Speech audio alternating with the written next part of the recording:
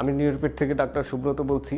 আজকে আপনাদেরকে সিপি বাচ্চাদের কিভাবে ট্রিটমেন্ট করি আমরা সেটা দেখাবো।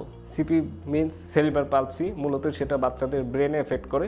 সেজন্য আমরা বাচ্চাদেরকে ব্রেনের ট্রিটমেন্ট হিসেবে আরটিএমএস ইউজ করি।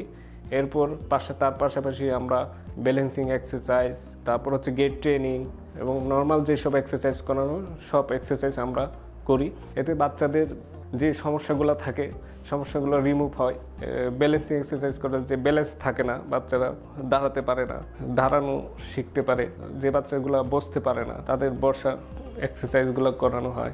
আরটিএমএস দিলে আরটিএমএসটা মূলত ব্রেনে কাজ করে, ব্রেনে বাচ্চাদের যে সেলগুলো ড্যামেজ হয় সেলগুলো ডেভেলপ করে। তারপর হচ্ছে ব্যালেন্সিং এক্সারসাইজ মূলত বাচ্চা যে ব্যালেন্স থাকে না, মূলত দাঁড়াতে পারে না, বসতে পারে না, সেই জিনিসটা বাচ্চাদের গ্রো হয়, বাচ্চা বসতে পারে, দাঁড়াতে পারে। গেট ট্রেনিং করানো হয়, যে বাচ্চারা হাঁটতে পারে না গেট ট্রেনিং করালে বাচ্চারা হাঁটা শিখে। যাদের এই ধরনের সমস্যা আছে তারা ফ্রি পরামর্শ এবং চিকিৎসার জন্য আমাদের সাথে যোগাযোগ করতে পারেন। ধন্যবাদ।